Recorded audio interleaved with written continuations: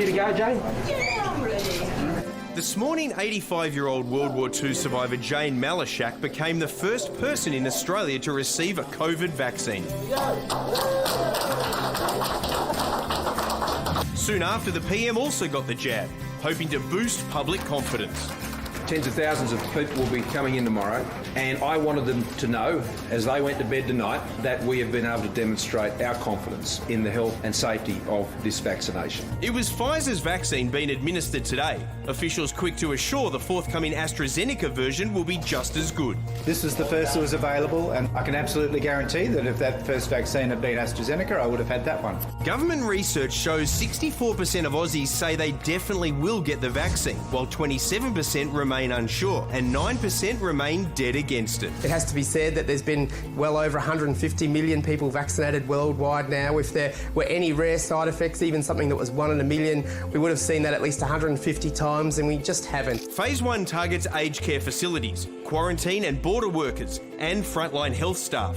The government's aiming for 60,000 vaccinations to be completed by week's end. Other parts of the world are seeing their case numbers decline very significantly, with the vast majority of that able to be attributed to the vaccine. So while it might not be of the same magnitude, because our control is already excellent, these vaccines will certainly help us a lot. The vaccines won't be a magic bullet, but they could be the next big step in life getting back to normal.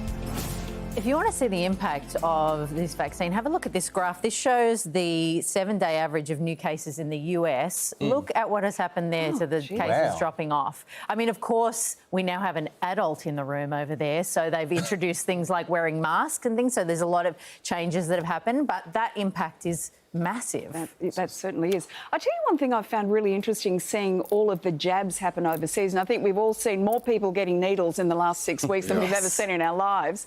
You never see anybody flinching, because apparently it's a really tiny needle and people just don't feel it. You know, for anybody who just is thinking, I just don't want to have a needle, that's something that might make you have a rethink. And great point about the 1 in a million things happening. Like, we would have seen 150 of those things happen if there was a problem with this vaccine. So, you know, you can be really assured that it's safe. And just to recap that, this is one of the reasons why for Australia it is actually good to be last. We've done so well during the pandemic. We're seeing what's happening around the rest of the world. There's no reason not to as far as that goes, because we've seen the evidence, including that graph. You name it. Definitely. Guys, I guarantee I will still flinch. One person who didn't flinch, that's true. One person who didn't flinch, who we saw there, was Jane, getting her vaccination with the PM. The PM then showed her a cool hand gesture that she could use for the photos with the press. She didn't quite get it right, but I actually think it was better. There we go. Why don't we give them a B for vaccine? B for vaccine. Yeah, all right. That's great. Like that.